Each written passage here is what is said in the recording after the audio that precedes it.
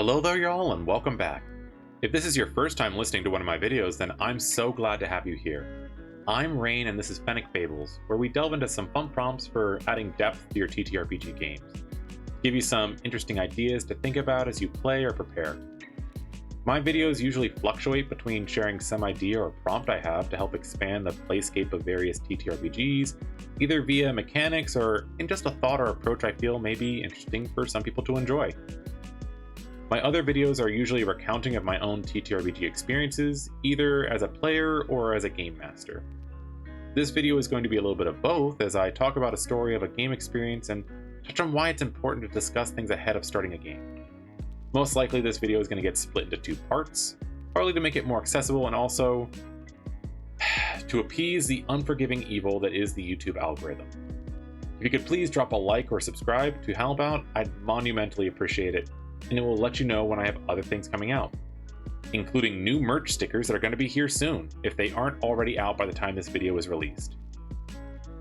With all that said, let's get the topic of the video going. So, I've made a video before about my experience in a Curse of Strahd game, which I'll try and have linked here if you're curious about that story.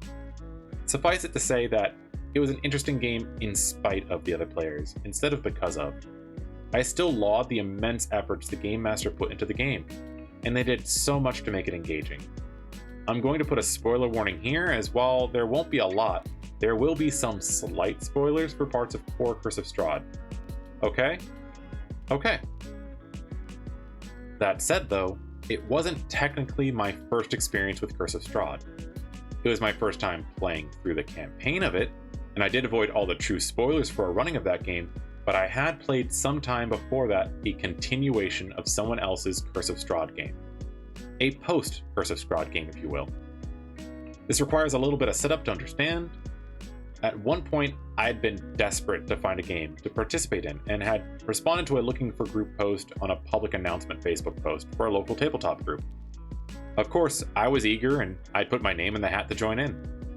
I had been accepted to play in this group, and with some back and forth I followed the Game Master's creation instructions to make a Kenku bar that I had named Applause, after his favorite sound. His parents were Sizzle and Sweep, the sounds of that at least. He had seen a shadow play being performed and he loved the sound everyone made after it was done. So he did his best to learn to be a puppeteer, and his big goal was to make his own original play. I won't get too much into this group as it had fizzled out after I believe only 1 or 2 play sessions. There were about 6 players or so at the table with all various levels of experience, and it was quite a bit for the Game Master to handle, so it's no surprise it fell through. We've all been there. What was interesting though is that one of the other players liked my role-playing and the effort I'd put into my character, and asked if I'd like to participate in a continuation they were going to have of their Curse of Strahd game. I said that I had never played Curse of Strahd, so I'd be unfamiliar with any lore, but they said it wouldn't really matter. This was their PCs finishing up some arcs they had in the game that hadn't been fully resolved. I had agreed to it and joined into their text chat for the upcoming game. Here is where we are going to be getting into why this video is going to be split into 2 parts. This game started out extremely rough, but after an important act, things began much more enjoyable. When we started this game, there was no Session 0. There was a lot of lead up with discussions of player character build, gold cost for items, and arranging meetup times for the actual play, but we had glossed over a lot of important information that did end up causing quite a bit of friction. And in this instance, I was the one causing the friction. You see, I was coming into this without knowing what the other players had done in their game, and so I had come in with a lot of preconceptions of what the game would be like. I had assumed, from the little I knew about Curse of Strahd, that they were all going to have been some form of good guy trying to take out evil, and apparently that was very much not the case. So in I come with Theobald, the Forged Cleric of Moradin, a lawful good Leonin who had been separated from his family after a devastating sailing accident, and then had been rescued and raised by dwarves.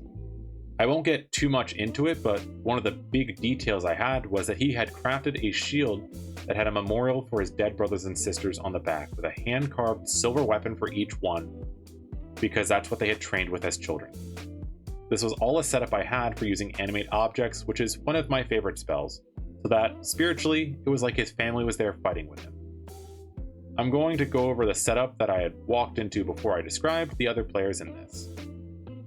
I was told that this was a continuation of their Curse of Strahd game, where they had all killed Strahd, and was working of the lore that the Game Master had set up to finish some story arcs. I didn't know much about this Curse of Strahd, so I wasn't aware that the Dread Realm, or usual bits of how it all works, returns after its passing. I can't remember the exact reasoning behind it, but the realm apparently remained intact because one of the players had become the new Strahd. It was only after the campaign that I learned how common it is for people to want to become Strahd for some reason, and it really just feels like the I idolize Joker, Rick Sanchez, and Tyler Durden kind of deal, where it doesn't make sense to me. Either way, let's get into some PC descriptions. The person who had taken over for Strahd apparently was an Oathbreaker paladin whom had touched everything and taken everything from the Amber Sarcophaguses. After his party in the original campaign, sans him and one other all died. I can't remember what his race was. He just described himself as looking akin to the Beast from Disney's Beauty and the Beast, and then he had a fractured mind that he kept swapping between himself and a personality based on Strahd.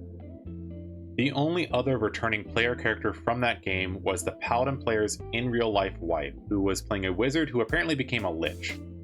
The Game Master was playing very loose with spell component requirements as well as rules for spells, and so near the end, she actually had 3 simulacrums of herself, as well as a lot of other stuff going on. I can't remember what level we started at, but we got to level 20. I believe we started around level 12 to 15, but I'm sorry, I can't be more sure. There were 2 other players, one playing a Blood Hunter, Monk, Artificer amalgamation that ignored all the minimum requirements to be 2 of those classes, but they didn't do too much to be mentioned. The other player I only bring up because their player character was a Shadowkai elf sniper thing, whose 2 favorite things to do was cast Calm Emotions, and the other being to cast Darkness on the enemy we were fighting so that everyone else was in disadvantage and left twiddling their thumbs because they didn't have the Devil Sight that he did, while also having Elven Archery, so he had basically triple advantage. A little petty, but it was very frustrating to not be able to engage with enemies so that this person could do it all.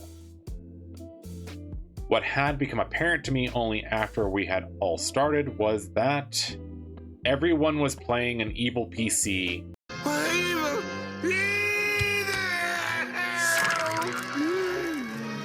And I was there playing a lawful good boy.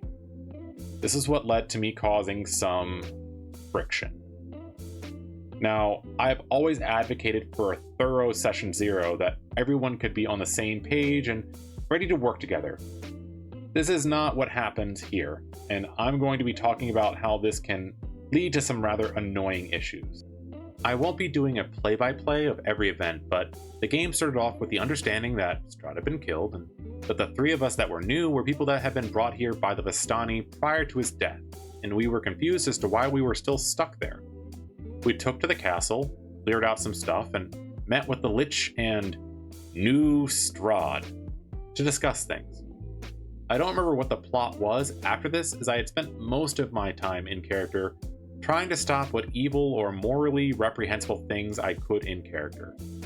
I know this is going to sound like every dick move you've ever heard, but I was the only lawful good PC, and so it was, say it with me now, what my character would do. We played for about 2 months with my PC becoming further and further frustrated, trying to not do anything evil as well as speaking with the other players. I had spoken with the Game Master a few times about my concerns in the game, but nothing ever really came to a head. It eventually got to where it felt like things were going to devolve into some form of PvP, which out of game I hate, but felt like it was going to happen. I recall at one point getting some hair from the new Strahd, so if I had to run, I had a way to divine him and avoid them as I ran off with the MacGuffin. I believe the reason I stuck around with my PC was I had been slowly working off the hope that I would be able to help the new Strahd back to his senses and back to an honorable path. This seemed to be making some progress as they had discussed wanting to take a new oath, until out of game the player had told me that they did have plans for a new oath, but they were going to be taking an oath of conquest as they took on the true mantle of Strahd. and they expected my character to officiate this transfer of power with the official capacity of him being a cleric. That was my sign that I was really going to have to change things, as I was not down with that as Theobald, and so I did what needed to be done. I contacted the game master and asked if we could have a discussion about me having my PC removed from the game and coming in as someone else. Everyone else was having fun as their PCs, and I was the lone one out, so it was up to me to make a change. I wasn't going to be the one to spoil their fun, as I had tried to roleplay my PC to the best of my ability to be faithful to his viewpoint, but not to infringe on their fun too much. But it was apparent that I was not going to line up with this PC. The Game Master appreciated this open discussion, and so I floated the idea of a morally gray dragonborn barbarian named Unknown Onrama. I know a little on the nose, but I like that series. If you get the reference, please sound off below in the comments. We worked on setting up the sheet so that it would have items and be ready to slide in after my other PC's death, which we had planned out. My only request was that when he died, that his body and his prized possession, the shield, would disappear back to his home plane. I was concerned from past acts that the players had done that they would do something messed up to my body, and I really didn't want that to happen. The Game Master understood, and we set up a plan for the next session, which was already in the middle of a dangerous dungeon anyways. It happened in an organic way, with me pulling in too much damage from a fierce foe, and my cleric went down. We had planned on his body going as being flavored as a divine intervention, but before I could even start describing my death, the other players interrupted. They said how they were going to start taking pieces of my body off. I recall one player saying that they had tried to take my pelt as a cloak. Suffice it to say that the DM said my body and shield dissipated into a flash of light, which wasn't the exit I was hoping for, but I was glad he had stuck to that part of the plan. The rest of my items and the MacGuffin were there, so they took those and met up with my new PC later. I'm going to pause the story segment here a moment so that we can talk about tones and themes in TTRPGs. In the end, I feel a big part of all this could have been avoided with a discussion on the tone and theme of the game. Of course, this is on me for not adapting or changing early on, but I was not made aware that they had all planned on playing their PCs as evil till a bit in, and at that point, I had just wanted to play a game and went along with it. We still had fun, but I can be quite sure that at this table, I was definitely the problem, and I've tried to do my best to avoid that in future games. Knowing the tone and theme of a game when you're coming in, as well as the expectations, really does help so that everyone is on the same page and to make the group work as a cohesive whole. This is one of the big reasons that a Session Zero, even with a group that's already played together before, is so important. Knowing what everyone is expecting and preventing misunderstandings like this can greatly improve the play experience of all those involved. I will say that after I swapped up my PC to be more in line with the party's moral compass, things did feel a bit more smooth. To hear more of that, make sure you tune in for the resolution of the campaign that, while bumpy, was at least interesting in the next video. Till then, have any of y'all ever had a similar experience in a game where you came in expecting one thing and were surprised that it went another way? Sound off in the comments, as I'd love to hear more. If you can, a like, share, or especially subscribe really helps as I work on getting more of these videos out. I've been working on my way to 500 subscribers, so each new subscriber is a great joy for me.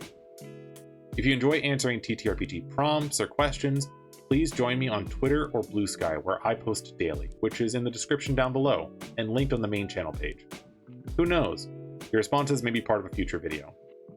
If you have any suggestions for future topics, I'm always interested in what folks would like to hear, and can send them either by email or by joining the channel Discord, where you can chat with me and fellow cool people. Thank you again, y'all, and I hope that these ideas were useful to you and help you tell better tales. Bye!